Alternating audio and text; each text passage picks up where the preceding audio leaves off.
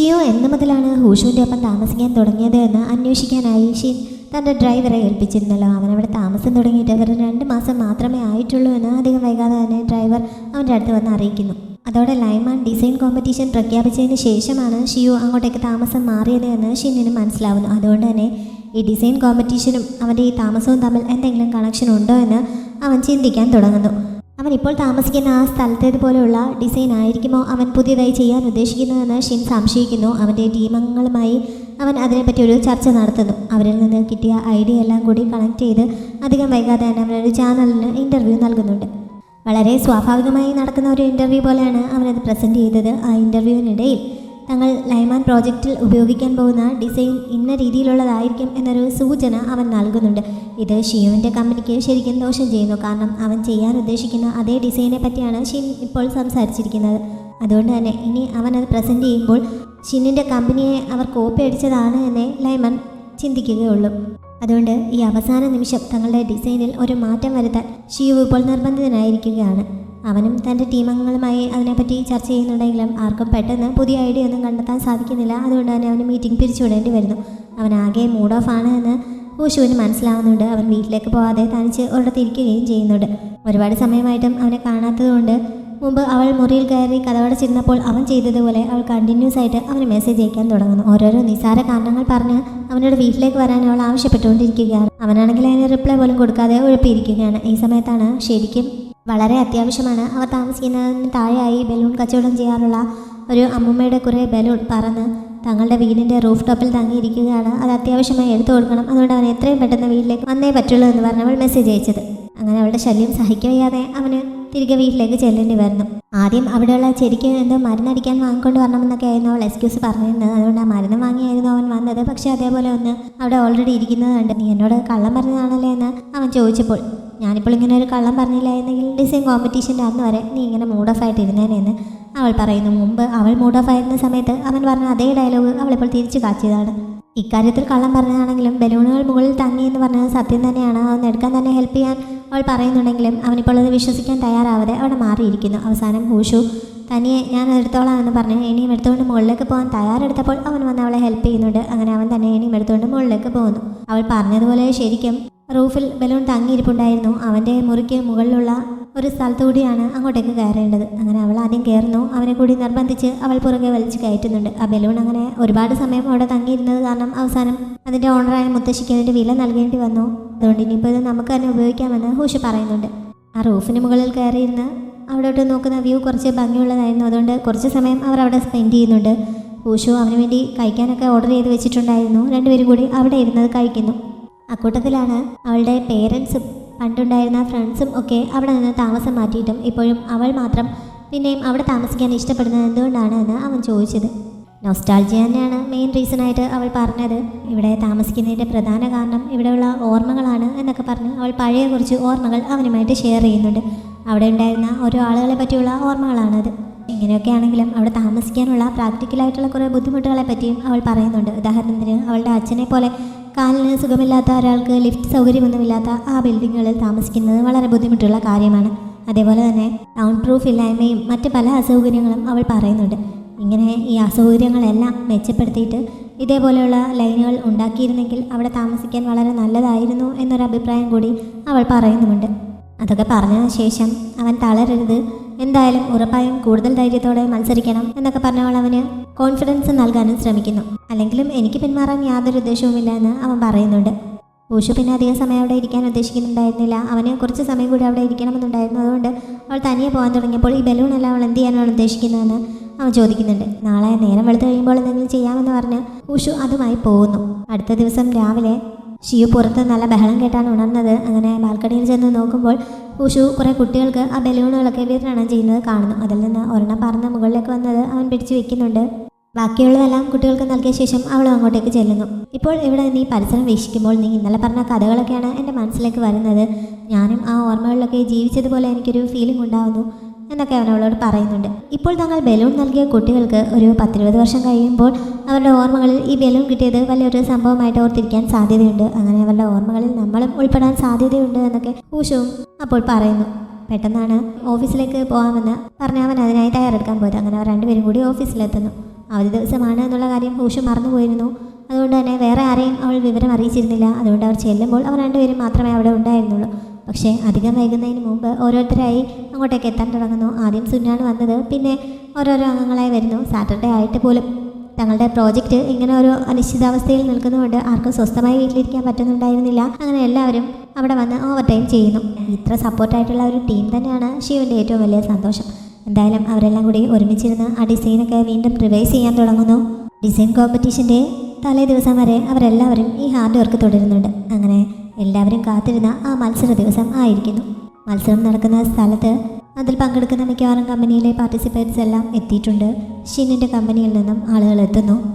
ലൈമാൻ്റെ ഓണറുമായിട്ട് നേരിട്ട് മീറ്റ് ചെയ്ത സമയത്ത് ഷിയു ഒരു തരത്തിലും ജയിക്കാതിരിക്കാൻ വേണ്ടിയിട്ട് തങ്ങളുടെ ആ പാറ്റേണിനെ പറ്റി എടുത്തു പറയുന്ന രീതിയിൽ ഷിൻ സംസാരിക്കുന്നുണ്ട്.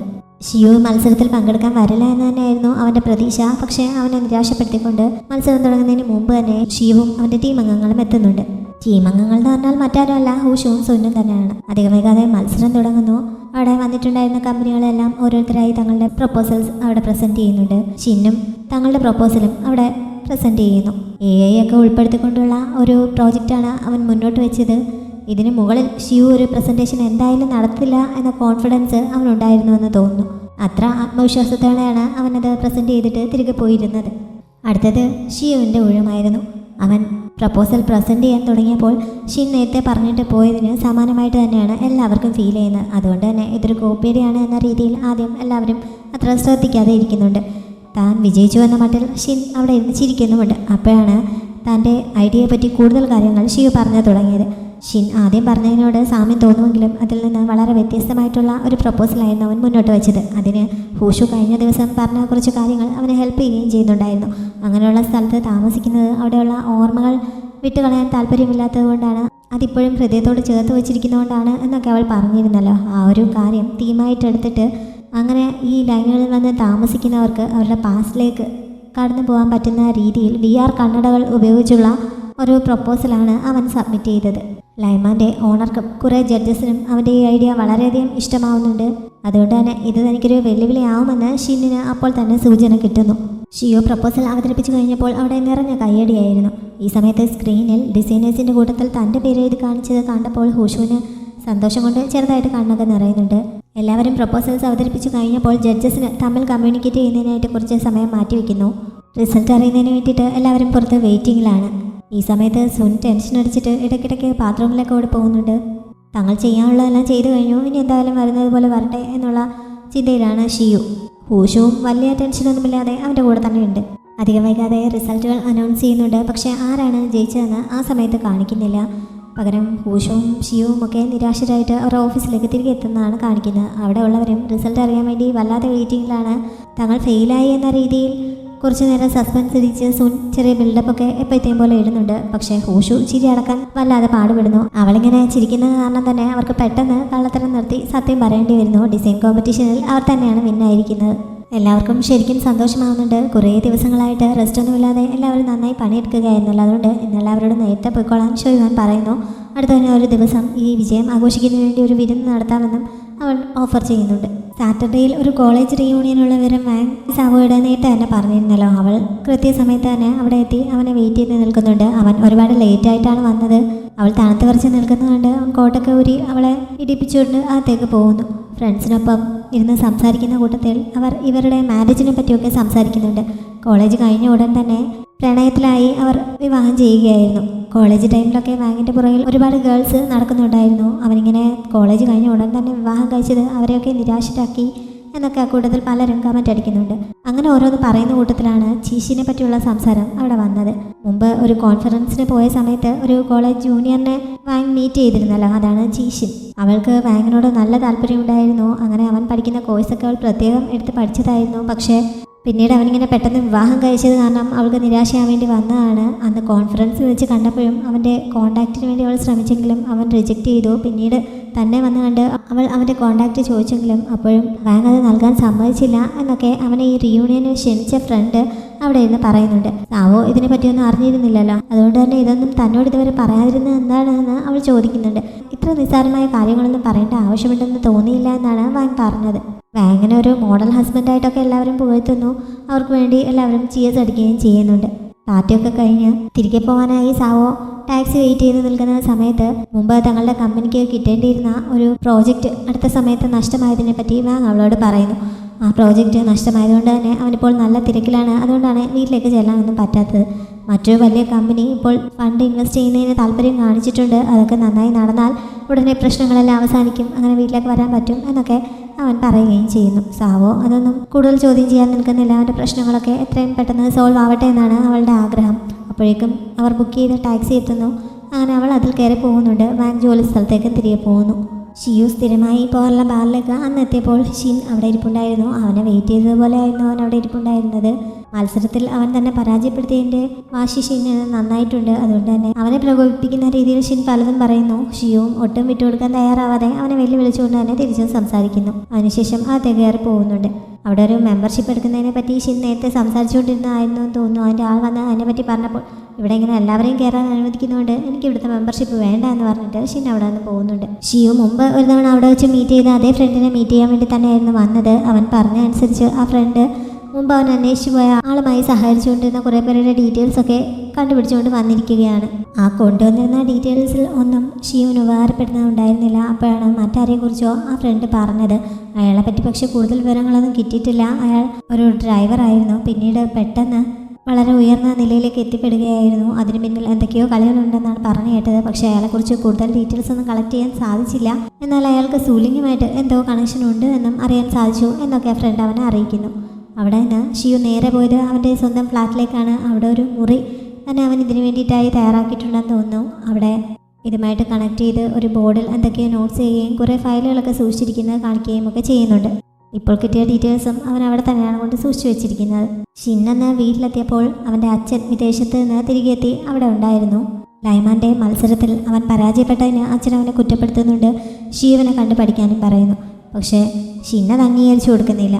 സൊസൈറ്റിയുടെ ഏറ്റവും മുകളിലിരിക്കുന്ന എന്നെ പോലെയുള്ളവർക്ക് അങ്ങനെ ആരെയും കണ്ടു പഠിക്കേണ്ട ആവശ്യമില്ല. അവനെപ്പോലെ താഴെ കിടക്കുന്നവരാണ് ചവിട്ടുപടികൾ കയറി എൻ്റെ അടുത്തേക്ക് വരാൻ വേണ്ടി കഷ്ടപ്പെടേണ്ടത് എന്നൊക്കെ പറഞ്ഞ് ശിവനെ അപമാനിക്കുന്ന രീതിയിൽ ഷിൻ സംസാരിക്കുന്നു. അച്ഛന് പക്ഷേ അതങ്ങോട്ട് ഉൾക്കൊള്ളാൻ പറ്റുന്നുണ്ടായിരുന്നില്ല. അവൻ്റെ ഈ അഹങ്കാരത്തോടെയുള്ള രീതിയൊന്നും നല്ലതല്ല എന്ന് അദ്ദേഹം പറയുന്നുണ്ട്. അവൻ അകത്തേക്ക് കയറി പോയപ്പോൾ ഷിയുവിൻ്റെ അമ്മ കുറച്ച് സൂപ്പുമായി അവൻ്റെ മുന്നിലേക്ക് വരുന്നുണ്ട്. ആൻറ്റി എന്ന് പറഞ്ഞാണ് ഷിൻ അവരോട് സംസാരിച്ചത്. ആ സൂപ്പ് അവർ അവന് സ്നേഹത്തോടെ നൽകുന്നുണ്ട്. അവനത് വാങ്ങിക്കൊണ്ട് പോകുന്നുണ്ടെങ്കിലും ഒന്ന് ടേസ്റ്റ് ചെയ്ത് പോലും നോക്കാതെ മുറിയിൽ കൊണ്ട് വയ്ക്കുന്നു. അവന് അവരെ അത്ര ഇഷ്ടമല്ലെന്ന് ഉറപ്പാണ്. അവൻ്റെ അച്ഛൻ രണ്ടാമത് വിവാഹം കഴിച്ചാണ് ഷിയുവിൻ്റെ അമ്മയെ. അതൊന്നും ഇപ്പോൾ ഡീറ്റെയിൽ ആയിട്ട് പറയുന്നില്ല, പിന്നീട് അതിനെക്കുറിച്ച് കേൾക്കാം.